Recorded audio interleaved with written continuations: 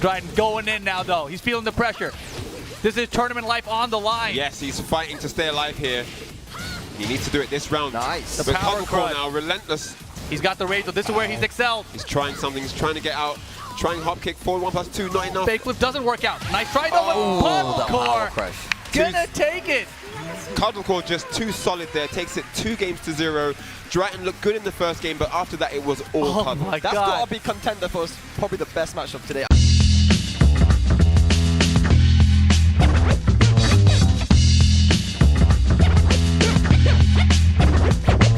Hey guys, just before we go into the interview, I wanted to let you know that I got 10 interviews from Combo Breaker, which I'll be premiering at 12 PM Eastern Time every day on my Twitch channel, BornFree Twitch. Ideally, unless I'm running late. Keep an eye on my Twitter, BornFree Tweets. If you haven't seen this video, I'm doing a 6-week experiment with content, which could be the beginning of something special, or it just could be the end of my general production with FGC content. Either way, it's fine. I just don't like being in limbo. Much like I love the FGC, we all know how it is. If you want me to be that FGC guy who, for instance, interviews one person, you know, every weekday, for instance, on Skype or what have you, I will let you know at the end of the video how to lend me your support more directly. In the meantime, enjoy this video. If you like it, give it a like, because it helps with the trending. Hello guys, welcome back to my channel. It's BornFree here. It is Thursday, before anything has happened, and we are here with Cuddle Core at Combo Breaker. How the hell are you? I'm really good. That is good to know. Now this is your home state, right? Yes, it is. And you drove here, right? It's very convenient. It's only 53 minutes away. So yeah. Yeah. So you're gonna be doing that every day? Oh no, we're right across the street at the Hilton, so we just park the little car right there and walk across the street. Okay. I was gonna say. All right, awesome. So first question is the easiest question, I think. I don't know, because I don't know the answer. But Cuddle Core, what's that name all about? Where'd that come from? Well, I used to play a lot of DDR back in the day. Oh, you did? Oh yeah, and one of my favorite songs from DDR Supernova was Murmur Twins, but there was a version of the song that was called the Cuddle Core Remix. I was looking for a new name at the time. Okay. So I was like, oh, Cuddle Core. I love the song. I love the remix. And it's actually a genre of music. Oh, it is? I had no idea. Like Nightcore, they have Cuddle Core. Okay. That's a pretty dope name. I like it. I think it's good. Oh, sometimes you land on a name like me, like I don't love my name. I don't love my name, but like I landed on it and it stuck, and it is what it is. But yeah, I think Cuddle Core's pretty dope. Oh, thanks. All right, so we're gonna get into like your history and all that sort of stuff, but I want to do like I'm now doing this thing I call the meaty section, which is like just going straight in for the questions. Like, what would I ask Cuddle Core? So I guess the first one is like you are with EQNX Gaming. Yep. How's that been? You've been there like a year, I think. It's maybe longer. I don't know. You're one of the earliest signings, right? I think it was after Joey and Dimeback, so I was like the last one. Maybe I was one of the earlier ones, but it's maybe been a couple months, but it hasn't been a full year yet. I got that wrong. Sorry, I apologize. I think it's maybe I think I signed with them maybe like September. So we're getting to it, but it's been a couple months. So longer though. Okay. But what's the experience been like? Been good? It's been amazing. We're a family, but at the same time, I feel like I can come to them for anything, especially since we're all around the same age. Though I see them as like my brother and sister, like the older ones that I look up to, they're reliable for everything. And I think one of the biggest things is that they understand the pressures of being a competitor, but also being a public figure as well. So it's the bond and the family experience has been so memorable. Okay. Well, that is good to know, because we're gonna talk a little bit about the public figure bit as well, because you know, in the FGC it's like totally male dominated, so we're going to talk about that a little bit. But let's talk about something that you're massively comfortable with, straight off the bat, and that is Tekken. Now you're a Xioayu or Alisa main. Which one? I mean, you played them as a tag team before. This is. I got my intel right. So my understanding is that in tag team 2, you played Xioayu and Alisa together, and now you play them both separately in Tekken 7. Which is your preference? Is it just based on the matchup, or is one like your main? Ooh, that's such a good question. I feel like Alisa has an easier time, more so dealing with multiple matchups. Xioayu is very specific. I've been using Alisa a lot more in tournament, though I use them both to practice. Xioayu is very matchup specific for me personally. Okay. If you're playing a Xioayu player, what do you play? Oh, I switched to Alisa. Counterpick. Okay. I don't like mirror matches. Yeah, no, I don't think many people. Some people do. Some people are a bit crazy, but yeah. All right, so I actually had you on my, because I have an ongoing list of people I want to interview, and you actually popped up sort of like on my radar. I want to say 2 years ago at Combo Breaker, or maybe CEO. Well, I was at Combo Breaker, not CEO though.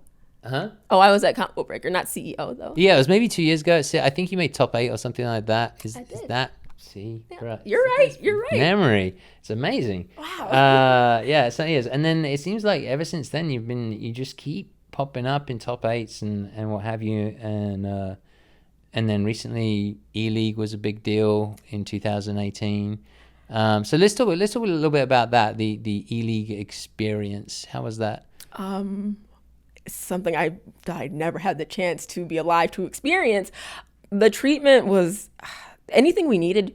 They said, okay, we got it. They would have some room. They just come out of nowhere. Like, hey, like if I wanted Cheez-Its, they'd go into another room and get some Cheez-Its. Or I was a big gum chewer at the time.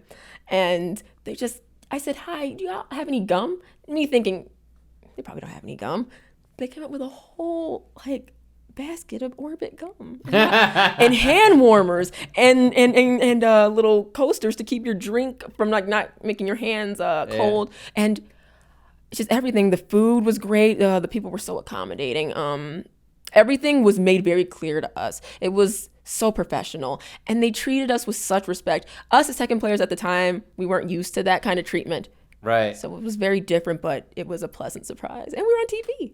Right. I do hear from the Tekken players a lot that they want a lot. They all are very hungry to have more sort of like exposure in regards to like interviews and sort of like those type of tournaments, invitationals, etc., etc., etc. Was there a reason? Do you know if there was a reason at the time why it was a team tournament rather than like an individual tournament? That's a really good question. I have no idea. I wondered that myself. Like, why teams?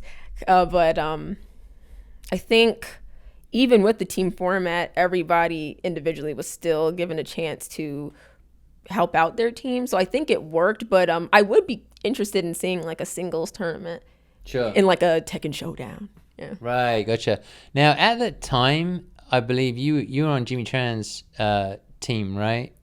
Or it was your team and he was on your team, right? It was my team, yeah. And right. I had to pick from a few people, and so I had first pick. I was like, okay. At first I was gonna pick somebody else completely, but my manager at the time, she's like, you should go with the person who's one of the strongest players in America, if not the strongest at the time. Yeah. So I was like, okay, and I did. It felt weird, but it was really fun, and it was. Now I think about it, like, would I have ever changed my team? I still do wish I could have had like more of the choice, like the picks that I wanted. Shadow, I think, was my first pick as well. Okay. But he's like, no, I understand. And I'm like,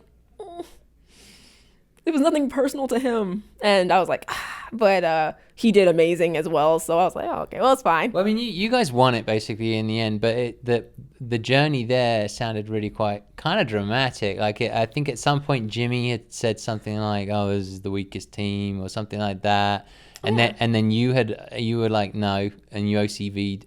Didn't you OCV like a whole team like in the semis or something? Mm-hmm. There was like 5. I think it was 5 players, but I took out 4 of them. The remaining 4.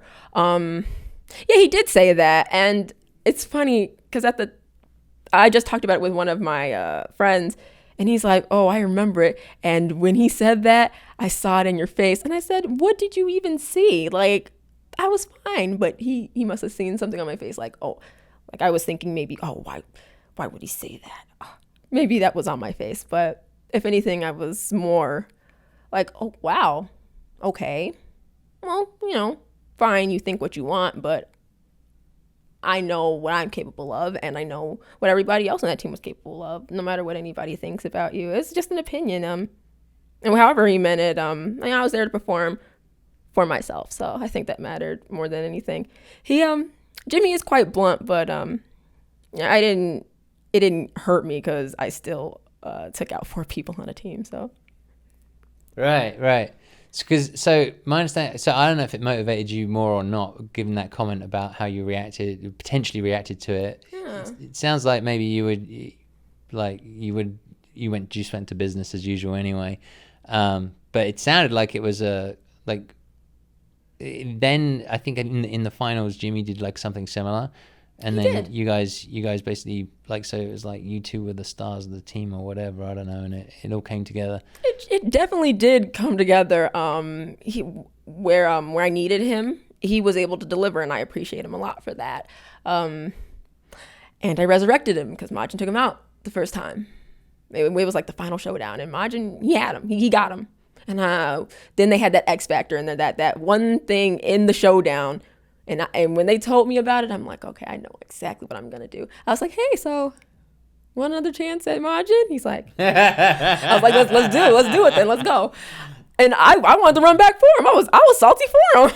I mean, in a way, he must have felt stupid having said what he said, and then you performing like you did, and him like, I don't want to say letting the team down, but like, you know, like the whole thing kind of plays out like it really does play out like a soap opera or like a drama or something. You know what I mean? Like, it's pretty wild.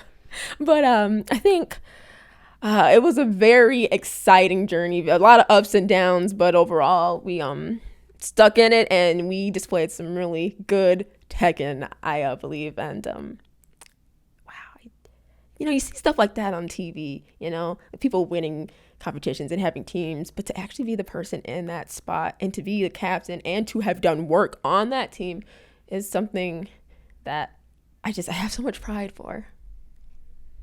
Well, let me ask this. So talking of pride or being proud, I don't know if you think about this or not, but like, it is pretty male dominant. Look, let's just be real, right? You can't even have these conversations nowadays. It pisses me off. But like, it's a very male dominated environment, the FGC, and you know, we could talk forever about whether it's welcoming or not and all that sort of stuff. But certainly some strides have been made, and more female players are popping up. Like, in my mind, when I look across all the games, you know, particularly the popular games, I think you might potentially be, you know, the strongest, if not the most successful currently female fighting game player in America. Is that something that you think about? Is that something that, when you talk about image and being a public figure and all that stuff, you have to think about? Like, that's such a good question. It's a loaded one too. It is. But it has crossed my mind a few times. But I feel like at one point I thought, like, if I just solely thought of myself as like the best female fighting game player in the States, I was like, well, that's not really saying much. That's just because my competition isn't women. It's anybody who's a top player, anybody who's strong, and anybody who can take our points away from us, you know? Yeah. So, you know, for me, I always wanted to be included with the other players, treat myself like any other player. I'm no different. I just wanted to I always like to train and be the best just in general. I always want to improve. I always want to do better than I did before. I always have those goals for myself, but never referencing it to like being a woman, because I think the standard for myself would be like, stay right here. Like, oh, you know, compared to other women, yeah, cool. But that's not my competition though. So I have to always keep that in mind. And I think that's for anybody, like never just lock yourself into like this is what I am. There's always somebody better than you. You always have to train to be better than that next person, and so on. But yeah, that's just kind of what I think about it. Competitively, that makes sense to me, right? So like one of the best players in Tekken, thinking about it, all that sort of stuff. Do you feel any extra added pressure, like as a woman, whether it comes from other women or it comes from men or, you know, experiences you've had or any of that stuff? Or are you just one of these people who's like, you know what, I don't even think about that. And when I walk in, I don't feel that way. And when I sit down, I don't feel like I'm representing anybody but myself. Like, I just want to know. That is also such a good question, because I just talked to somebody about this. I think at one point I felt, I think at the time I didn't know what it was, but I felt this kind of like pull, like this slight bit of anxiety. And I started to realize that it was the pressure of representing something bigger than myself. And at times it kind of made me freeze. It would kind of stop me from kind of having this certain style that I have. Like I think I would overthink. And I think sometimes I felt like it was a little too much pressure. Like, oh, I'm representing, you know, this group of women. I can't let them down. Or like, I'm representing the States, you know, gotta make sure they look good, you know, or I'm representing Midwest, gotta make sure they look good. But now, especially recently, and I've been told this a lot, it's about, you know, you play for yourself. You have to play for yourself. And you, by doing that, you show what you represent. Not about, you know, thinking about all that as you're playing can really affect you. So honestly, when I play, I don't think about any of it. I focus on who's in front of me and who's going to get their butt kicked, because that is what matters in that moment. I can reflect on that stuff later, you know, when I'm not playing or training. But during like the game, something that I do not do anymore is worry about the pressures of representing a bigger group of people, because you know, I do that by just playing as myself. That's a great answer. All right, so I want to talk about your history. So in fighting games, so what was the first fighting game that you ever picked up and played, and were you a genius at it? Oh, the first fighting game was Tekken 1, and I was definitely not a genius at it. I was just mashing buttons, but I knew I liked the game, and especially it gave me a chance to bond with my dad.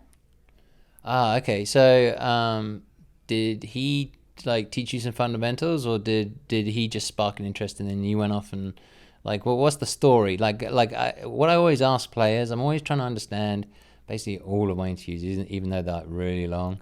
Honestly, the only question there really is how did you get good? Like, that's what's at the back of my mind, right? That's what I'm always trying to like help people understand, or trying to help me understand. Like, so what happened after you played Tekken 1? Were you like immediately addicted to fighting games? Did you find the FGC? Like, what's the story? Wow. So I was really young when my dad, I saw him playing. You know, as a kid, you see your parents playing, or maybe like a family member playing a game. You're like, can I play too? So I would play with my dad, and oh god, he didn't even know he was really doing it. You know, we're just button mashing, right? But it was calculated button mashing, and me as a kid, I'm just like, I'm getting my butt kicked, and I would cry because I was mad. You really? I was like, I want to win, and my dad's like, why are you crying? You want to get good, learn how to beat me. And I remember playing Soul Calibur too, and same thing. I would just get mad because he would beat me using Mitsurugi, and I was like, how do I beat him? So because of constantly having that competition and that rivalry with my dad and my sisters, because they played as well, I ended up just playing more of the Tekkens, and like looking through at the time I thought I was really edgy because I learned the 10 hits and like their throws and their move, like the whole move list. But over time, the older I got, I started to recognize that it was even deeper than that. And so when I picked up Tekken 6, I was like, wow, I can learn combos, and I can learn how to space and I can be patient. And even then I was terrible at it, but I was more aware. I was like 15 and I remember buying it and my dad and I played like 3 games. I beat him. Like the 3-zip. And my mom's like, well, looks like she beat you. Like you can't beat her anymore. And it was just really funny because at that moment I was like, I want to keep on playing this game. And I want to see if I can maybe get even better and better. And being competitive, like this started maybe in the last like 3 or 4 years, but Tekken 6 definitely sparked like the true like craving to be highly competitive. And I would just play online and I felt that way. I would play for hours. Right.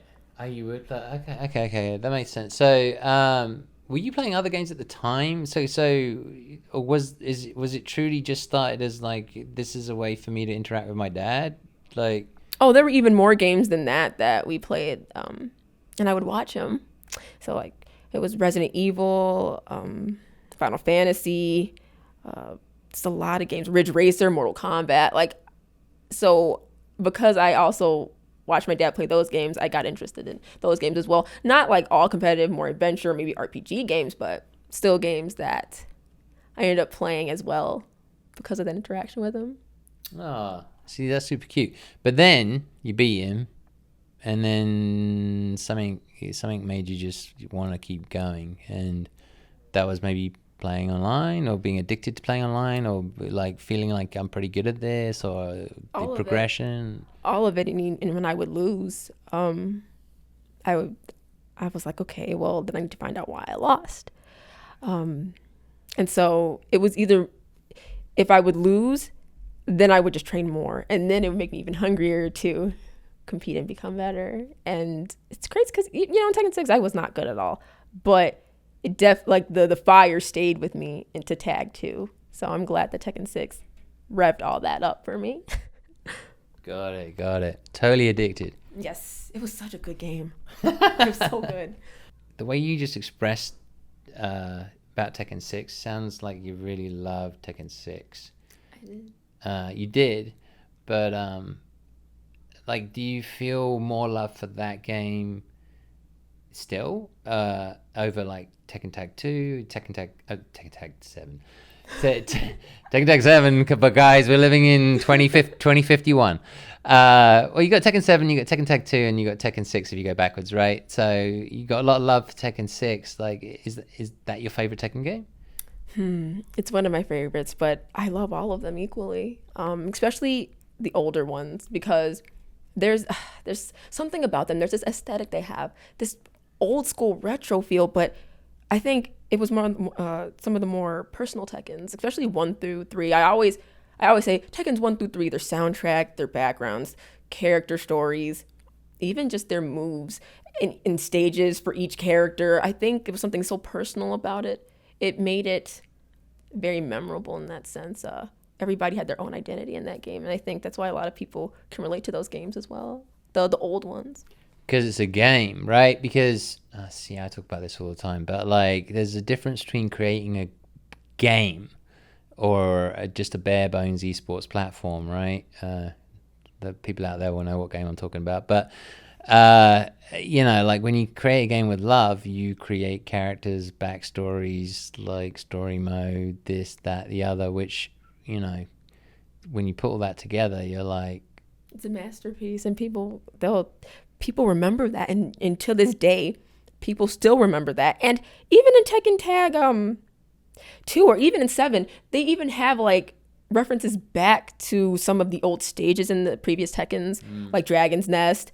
Even like for Tag, there's a snow palace, like a stage, and there was literally a stage like that in Tekken 5.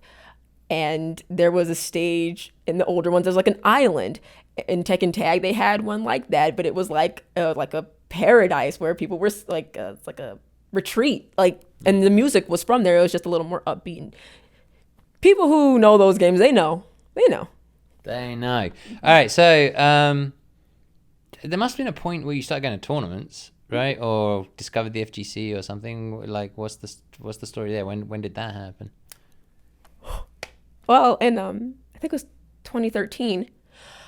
I had come back from my first year at the Cleveland Institute of Art because I'm an illustrator, so I was an art student at the time. But I couldn't go back. It's too expensive. So I started to go to junior college in my hometown. But during all that, I was like, I don't really have any friends here anymore. I didn't want to talk to anybody from high school. Wasn't my thing. But I was like, I really like Tekken and I really like competing in it. And I just wanted to know if there was a scene for it. So I think one of my friends kind of hinted at it, referenced it, and I was like, okay. So I went on Facebook and I typed in like the page that he told me about. And I ended up meeting with a couple of like guys who played the game. And they kind of lived near me. They were like 15 minutes away. And they ended up being some of my best friends to this day. Really? Mm-hmm. Oh, okay. They start to go to tournaments and stuff that were in the area as well, because we had a venue nearby at the time, but the place is gone now. But they would drive me there, they'd take me with them. And so I became a part of like a family in a way. So the feeling of hopelessness of coming back home and not having anyone, it went away. And I'm so happy. And I think it's crazy because one of the reasons was because of this game. Wait, so, okay, there's a little gap here that's missing. I don't know if you want to reveal it or not, but I'm missing this gap, which is the hopelessness of going home, because I don't understand your family situation. Oh, it wasn't about them. It was coming back home and not having the same friends that I had back at school. So my lifestyle was different. The social aspect was different because I had to start all over again. I couldn't go back to school. Not the Cleveland Institute of Art. So when I came back, I didn't get to see my friends that I had made in college in Ohio. So it's like restarting all over again. Gotcha. All right. We need to clear that up. I was trying to understand, like, what did I miss here? Okay, so you started going to tournaments and stuff, but for you, like, when did things really start to feel like, oh, I'm pretty good at this game?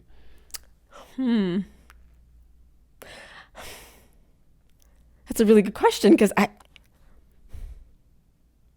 Did you not find yourself at some point going, oh my god, I'm in the top 8 at like Combo Breaker or something like that? Wasn't there a moment where you were like, how did I get here? But I was even making top 8s in 2013 and I didn't think about it.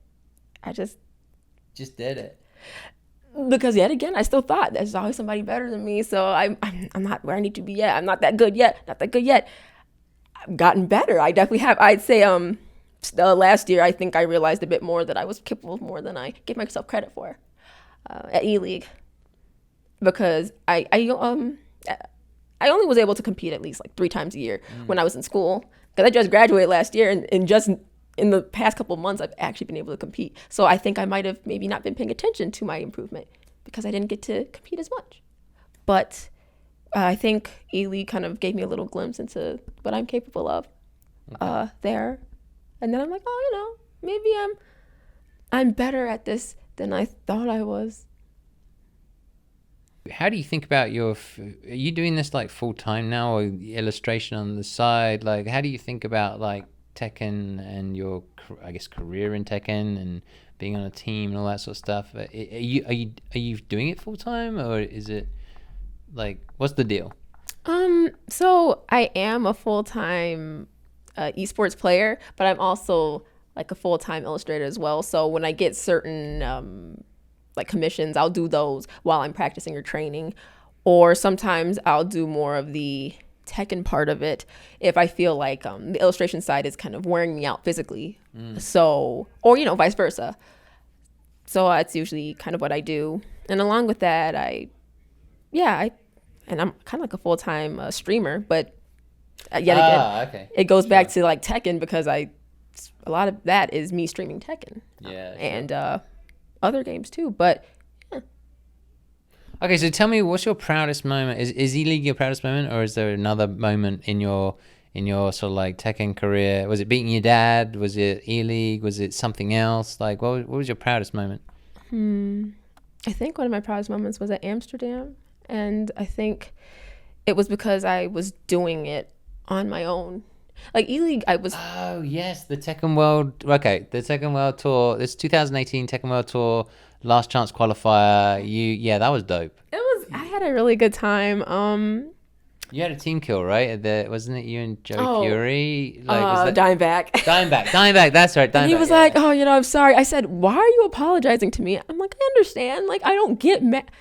You know how long, with how long I've been playing this game. I've had to go. I've had to go get my training partners multiple times, and teammates. It's nothing new to me. Yeah. I'm not mad. I don't take offense. I understand. The better player won, and I wasn't even salty about it. I said, "Great games," and yeah, that was a very memorable moment. I was proud of myself, but the thing is, I think when I was playing, every time I got up, everybody's like, "We love you." I'm not used to that. I wasn't used to that, and I was like, I think I was so used to. Everybody wanted it to happen. I remember watching it. Yeah. And when I lost, when I got fully eliminated, and then I got the stage, they wanted me to come back on to keep on cheering me. And I was like, I guess I wasn't used to that kind of treatment. It's not like, my fellow players don't treat me well, because they do, but it's like, from audiences, and sometimes you see things or people say things and you're like, well, wow, I can't believe people actually feel this way. The negative things. So to see a whole room full of people, mostly male, saying, being so supportive of a black woman like that, it made me feel really good. I don't know what the exact word is for it, but I was shocked. Yeah, I mean, you probably just felt the love in the room. I don't know how to put it. Something. I was like, wow. I felt all of it. Because people wanted it to happen. I remember watching it. I was like, yeah, go Cuddle Core. Yeah, I was bought. That storyline. That was a good storyline. I think everyone wanted it to happen. They looked at you and they only saw a good person that they wanted to do well. So yeah, I was fully there. But yeah, that's definitely. It's funny that you picked that one. You got. It seems like you have quite a few. Really, it's amazing. I do. You do. Yeah. All right. It's about Tekken itself, the game, as it is right now. How do you feel about it? Do you have things that you like about it? Are there things that just annoy you about it? That you wish changed, or things that you want improved?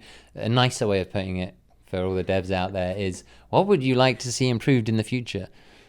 Well, Tekken as it is right now, overall I think it's pretty balanced, but what I would like to see in the future is maybe they bring back some of the legacy characters. Maybe Bruce or Ganryu or Safina for Shadow, because I know you really want her. And just bring them back. Maybe some additional rage arts or maybe rage drives. Okay.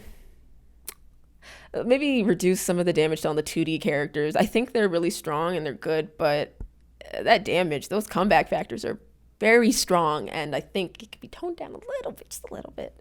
But other than that, I love this game.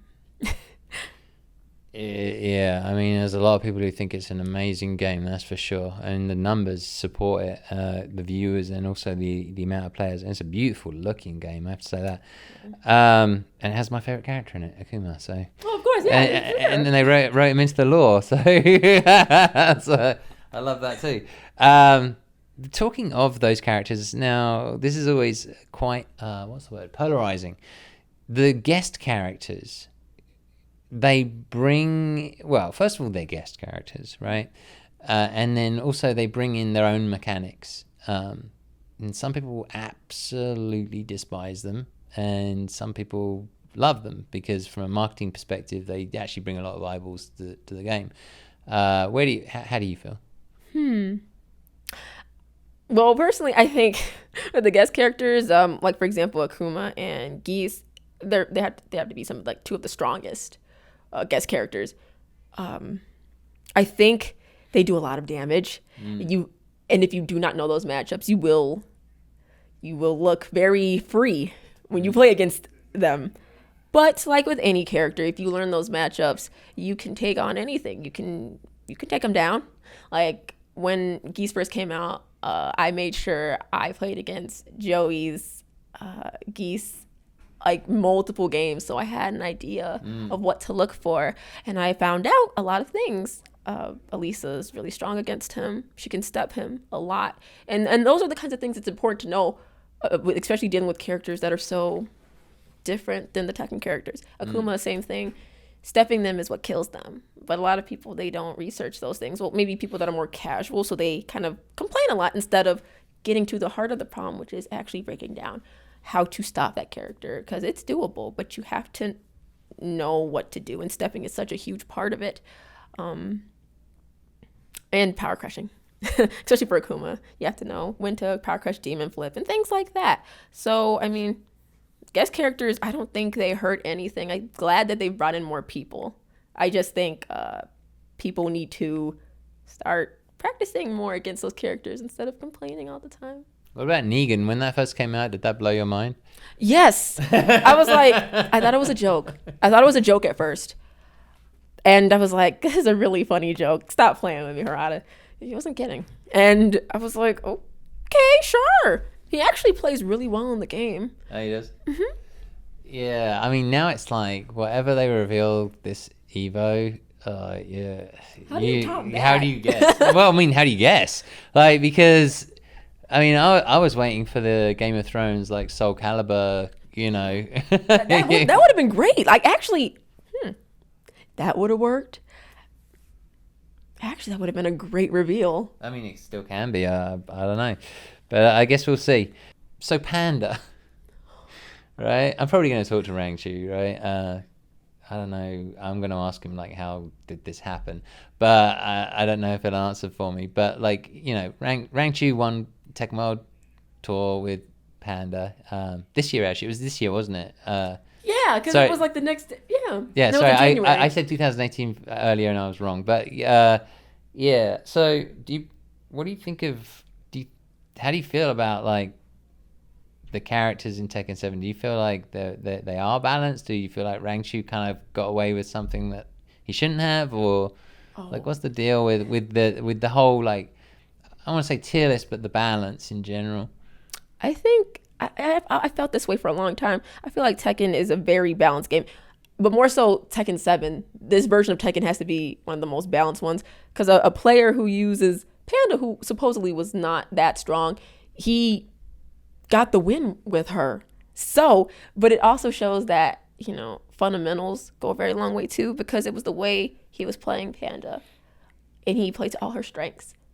And his spacing, his defense, whip punishment, which is something that's really big with Panda because of her limbs. Important things to know like that. And just an overall solid player, he was able to do all those things. And, you know, he didn't have to pick like a supposedly top tier character to do it. I just think it just goes to show that Tekken definitely rewards somebody training and studying hard and investing that time into the character. It just shows that hard work pays off, and in Tekken you reap the benefits of it. Is there anybody who's like a bit of a bogey person for you? Like, is there anybody that you haven't beaten, or it causes you trouble, or you turn up to a tournament and you're like, oh, for God's sakes, this person is always in my pool? Actually, not really. I think it's more like certain type of play style. Like, I can't really think of any player off the top of my head, but I feel like certain play styles, when people are able to adapt really quick, you know, and I have to adapt with them. Sometimes, depending, or maybe they're more unorthodox, I find it sometimes harder to get in on them. So it's something, previously I felt that way. So I had to kind of learn how to kind of study players like that, so that I could kind of play or like adapt in the same way, or like adjust in the same way. So, yeah. Well, talking about studying players, do you have any favorite players to watch, or to well, I mean, to watch for fun, or to watch for technical ability, or because someone's so godlike? Oh yes. I really enjoy watching Chanel play a lot, and iMusician. And who? iMusician. iMusician. Okay. Yeah, they both play Alisa, but you know, he's iMusician no more for Yoshimitsu. But I really enjoy watching Chanel because I always talk about, like, you know how to turn on the crazy, and he knows how to turn it on and off, so it makes him less predictable with Alisa, and I think it's such an important thing to know how to do in Tekken. And I love his spacing. So I use him as an example of what a really solid Alisa player is. That's the player I look up to. Gotcha. Let's talk about training a little bit, because I'm always interested in that, and they're always interested in that, because everybody out there wants to get good, right? So what sort of training do you do? Can you go into detail? Something that I didn't do as much, but kind of do more now, is I watch videos sometimes of my previous matches, of where I won and where I've lost. Usually where I've lost, so I can see where I made mistakes. And I think for a lot of players, it's really hard to watch the matches where they lost, because it's like you have to relive it. But that's how you face your fears, and that's how you become better, by acknowledging that you have a weakness or weaknesses, and starting to discuss how you can adjust those. And you pick up, sometimes when you're fighting, you don't recognize certain things that happened in the match because you're in it. Yeah. So on the outside, you start to see things that you didn't see while you were playing, and you can use those things for matches to come. And that's something I do. I go into practice mode as well, depending on, like, if I was fighting in tournament or just against anybody, and there's a certain situation that happened in Tekken, I'll recreate it in the lab and see if there are ways I can get around this specific situation. Maybe it's a frame trap, or maybe something that I didn't know was punishable. So definitely, like, checking and double checking things that I might have missed or maybe didn't punish, just many things, but just double checking maybe certain flaws that I have as a player. Okay. Do you ever research players before you're going to play them? Oh, I definitely do. Yeah. Mm-hmm. And what is your when you come to a tournament, like, which is as big as this, when you look at the brackets and then you start to try to figure out, like, if I beat this person, I'll meet this person, I'll meet this person.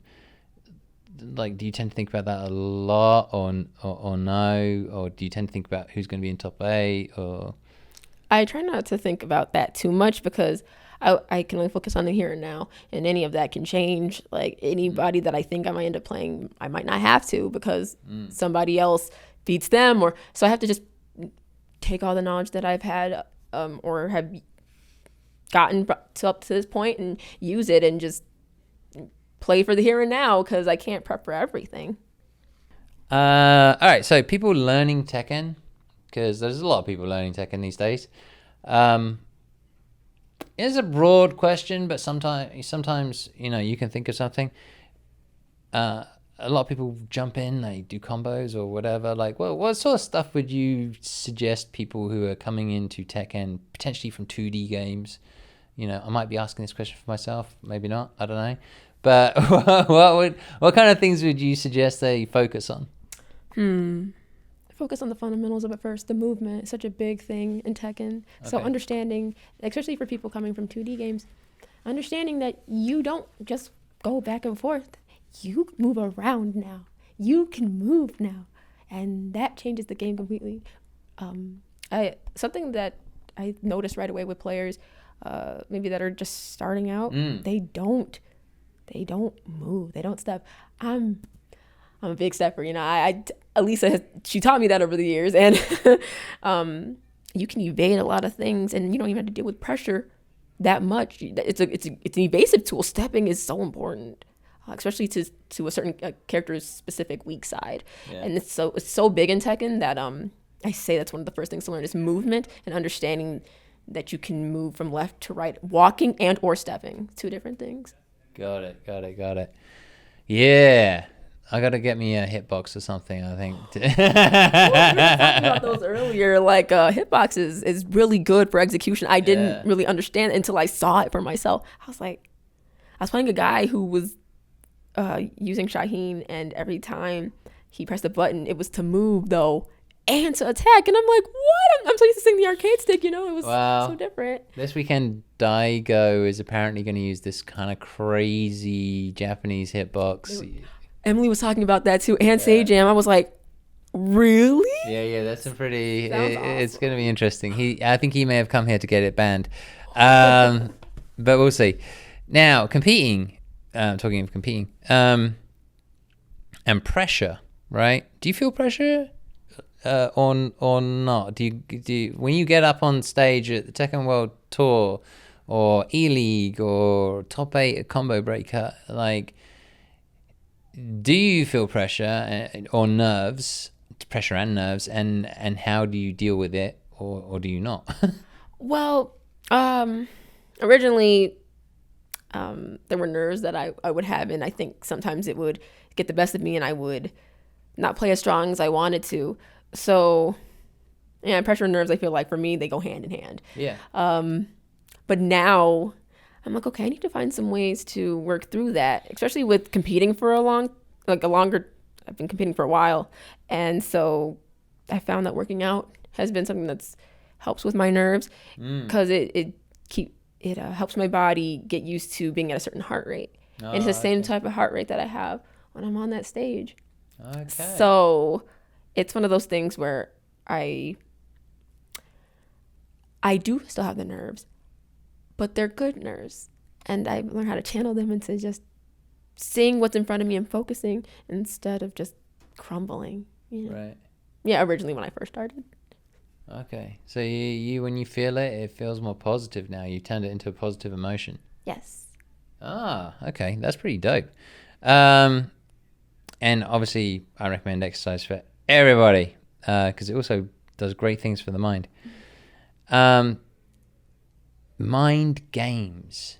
Like, I don't know if the Tekken community does it or not, like, as much as they do in Street Fighter 5, like, everyone's teabagging, like, constantly, and, like, these are, like, I mean, it's, like, those are pretty limited mind games, but there are mind games. Do you feel that there are mind games going on when you step up, or is everybody in the Tekken community, I know some of them, I know there's a lot of shit-talking goes on. Yeah, there's, playful, just crap talking that people do with each other. And sometimes it's serious, depending on the community, or the region sometimes even. No, yeah, that's very true. Yeah. And I'm like, oh man, I couldn't get away with that. But I feel like there's more drama in Tekken than people realize. Oh yeah, even though we might seem more quiet, we have our things. Yeah. We do. But do you ever feel, how do you deal with, like, if someone's trying to play mind games with you, or do you play mind games with other people? Is that part of your strat? No, I just you mean during a fight, or like before the fight? I mean everything that goes on around the fight. Yeah, pretty much. Nothing. I don't do a thing. My only thought is, okay, I need to sit down and win, and that's it. I don't do anything additional or anything. And do you ever feel it from other people? Nobody ever does it to me. Nobody. No, does it to you? Okay. But it's just because I don't egg people on. That's why. You don't get involved in the drama. I'm good. I don't. I like to stay in my lane. That doesn't mean I don't speak up about certain things, but I feel like sometimes, you don't want to cause more drama. Don't bring unwanted attention to yourself. Gotcha. All right, so we're gonna start wrapping up a little bit here. We're gonna talk about more general fighting games. Do any other fighting games interest you? Do you play any other fighting games? I used to play Soul Calibur a lot. At one point, I thought I was going to compete in Soul Calibur 6, but it's not hitting me the way that Tekken does. So I'm like, oh. But I still enjoy watching it, and but I always felt that Tekken and Soul Calibur were very similar, and I was always able to play both. Like, I could always move, I could always punish. I didn't feel like I was learning a whole new game, so I think that was also another reason why I played it a lot. It was like Tekken with swords. I swear. That's what it felt like. That's what it felt like for so long. I played Soul Caliburs 2 through 5, and I'm like, wow. It's the same game, just swords. And I was like, I'm very okay with that. Yeah. But it's different now. Okay. Well, the next game to come out with swords is Samurai Showdown. Any interest in that? Not really. I haven't really. I checked it out a little bit because a friend showed me a trailer, and I'm like, wow, I love the art style. Yeah. This is more the art style for me than anything else. But it seems very 2D. So I'm not much of a 2D fighting game player, but I love Street Fighter. Oddly enough, I don't know. It's the old ones. I like the old ones, like Third Strike. That's right. There we go. Yeah, there was a recent video by Maximilian talking about why that's his favorite game of all time, I think. About so in your pursuit of excellence in fighting games, do you feel like that's taught you anything about life? It's taught me a lot about my life. I think in pursuing just becoming better and creating goals for myself as a fighting game player, it's also taught me with life, you can't, when things get hard, the last thing you should do is ever just quit, but research different ways of trying to get better. Watch videos.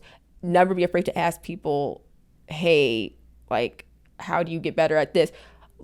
I think sometimes it's also really good. It's taught me having a mentor is something that can help a lot in your real life as well. Somebody that you can come to for that advice. A lot of the time, I think people are so focused on doing things on their own, and sometimes it can be very frustrating because you could easily miss something, like in your journey to succeeding, and somebody else could easily see it, and you just don't. So what it's taught me about my real life, or like just real life things, is always get a second opinion on things. Always study from somebody else who's better than you, because I use that with my art as well. So, and always set goals for yourself and never give up. And if you want something bad enough, always look for like the next best way to do it, like to achieve that goal. Because the internet has also taught me this too about real life. Like there's more than one way to also where you need to get where you need to go. That's what I've also learned as well with that. So, yeah. Always options. There's always another. I like that actually. I always felt like there's always, like when you actually sit down and when you think something's hopeless and you actually sit down and think about it for a minute, brainstorm solutions, you suddenly realize, oh, hold up, I haven't tried all these different things. Exactly. That's lovely. And very, very good advice. Now, I'm sure you must have made sacrifices as you've pursued sort of gaming. Like, what do you feel is like the biggest sacrifice you've made? Well, I think the biggest sacrifice is having a normal social life. Yeah. Like truly,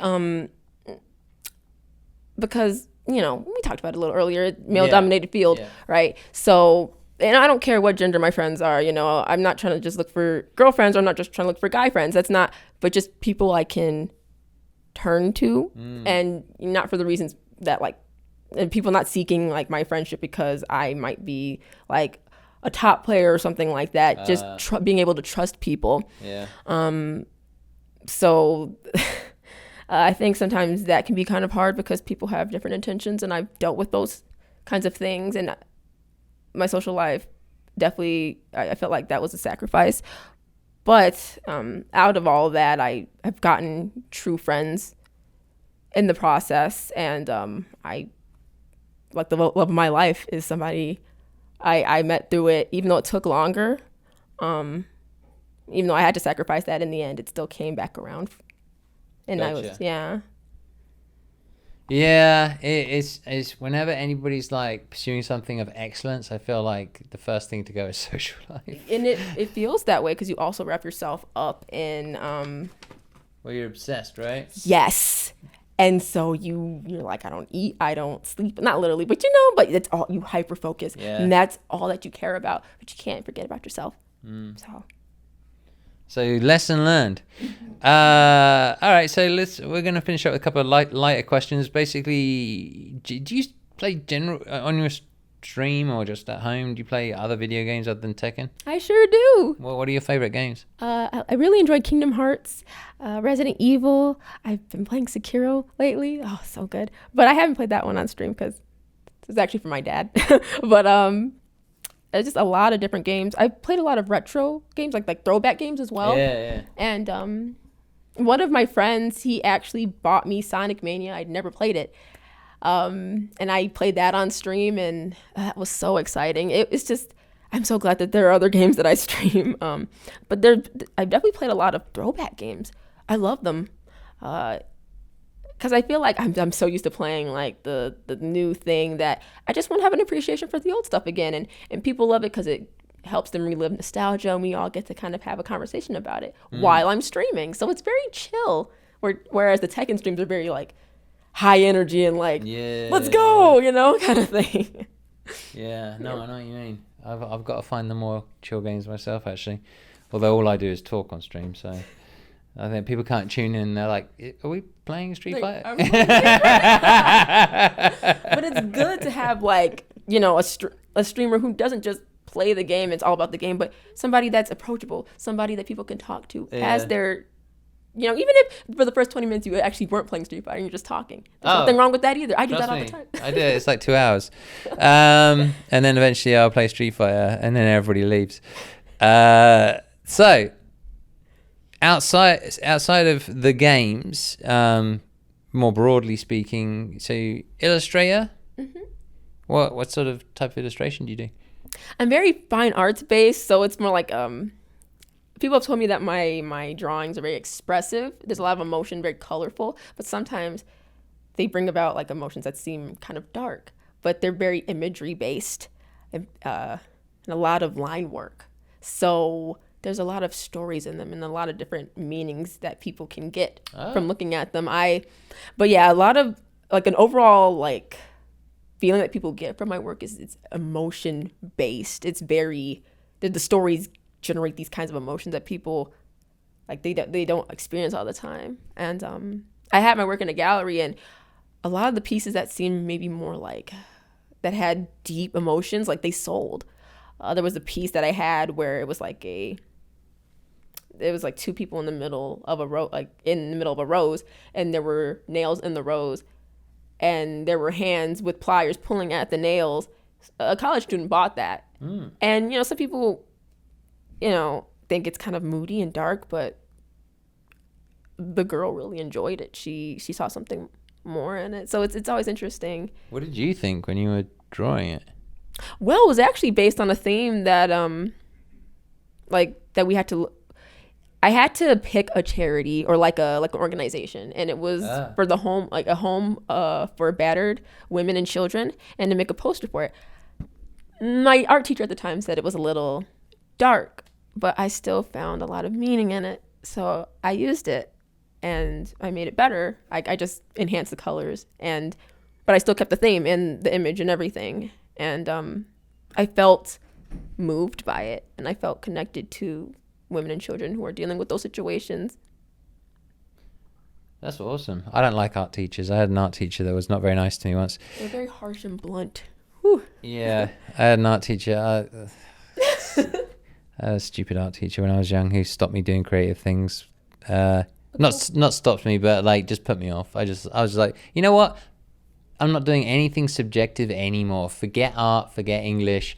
Give me mathematics, because is the answer right? Yes or no? I don't need you to like me. I just need you to tell me. And art is one of those things where it's very, you know, it's opinionated. So, you know, you might not like it, but somebody else does, or like you created it because, you know, you want to. You're the artist. I feel like art teachers should direct students like with the fundamentals of their work. They shouldn't say, hey, this, maybe don't do this topic because it's like this and this. Obviously, the artist chose it for a reason. Yeah. They shouldn't steer students away from generating what they want. If anything, I think they should help them cultivate it to become, and you know, it helps them become stronger. Yeah, honestly, I couldn't agree with you more. Sorry, I have a flashback. I'll tell you all about it. I'll tell you all about it on stream sometime, and we all cry together. All right. So, is there room in your life for anything else, or like, do you have other hobbies and things that you do? Well, I think Tekken and illustrating takes up a lot of my time, and when I'm not doing that, I'm working out or I'm just resting. And I'm also like, I sometimes get approached by different like organizations to maybe like, I just recently got asked to speak at a conference. So, you know, doing different things like that, kind of becoming more than just the player. So that's like something as well that I've started to do, is being a public figure. Exactly, and it's really tough. Yeah, I wouldn't know about that, but I'm sure it is. All right, so we've been through quite a lot actually. It's a lot of fun stuff, a lot of enlightening stuff. I guess the final question is there anything else that you wanted to touch on at all? I didn't expect my experience in the FGC to be like this. I didn't know what to expect. I remember it being something very new to me. I was like, oh, wow, okay. I didn't even think of it as anything. It started out something so small for me. And after I graduated, I realized something. Like, I want to compete. I want more from it. And I didn't expect it to have opened up all these doors for me, and then with the people I've met, and the improvement I've experienced as a player and as a person. So I guess with anybody getting involved with anything like this, know that there are going to be people that aren't for you. It happens. But do what you want to because it makes you happy. And I think, and always market yourself. Build your brand. It's so important. And if you believe in something, speak up about it. There's always a way to do it, but speak up, speak out. If there's something you believe in and you fight for a cause, talk about that, because it's not, and I think sometimes it's not enough to just be a player, but people want to know that you're human too. And I think a lot of organizations and teams gravitate towards that as well. I feel like I'm talking to a future president here. No, I think you're going to be a fine public figure. All right, so after this, who knows? Good luck in Combo Breaker, because it is Thursday today, guys. So when you see this, everything will have been done. You will have seen the results. Where will you be headed next? Are you going to CEO or? Yes, I am actually. Yes. Yeah? Okay. All right. Cool. I'm excited. So you'll see Cuddle Core at CEO. Where can people find you on social media? Oh, well, I've become such a Twitter head, so follow me at just it's, if you just type in. I can write the link down below. You just have to. Cuddle Core, Cuddle, then the underscore, then Core. On Instagram, it's TK_Cuddle Core. I would say Facebook, but I've kind of flown away from Facebook. But yeah, those. Yeah, and Twitch, just type in Cuddle Core. You'll find me. You'll know it's me. So yeah. All right. Well, there we go. Thank you so much. This has been an awesome interview. Thank you for having me. Yeah. No, it's been a pleasure. And we're going to say goodbye to these guys. See you guys. Hey guys, little outro from me. If you enjoyed the interview or any content that I do, I'm not going to sugarcoat it at all. YouTube is abysmal right now, particularly in the FGC. For making any type of ad revenue. So I do actually need direct support from you guys, direct financial support. Again, no sugarcoating, guys. This is it. Last chance saloon for me. So you can support me via Patreon in the link below, or you can come to my stream. You can support me via Twitch subs or donations. Again, links below. I stream pretty regularly. Big thank you to my patrons that are on screen right now. The trend is going up. More and more people are joining.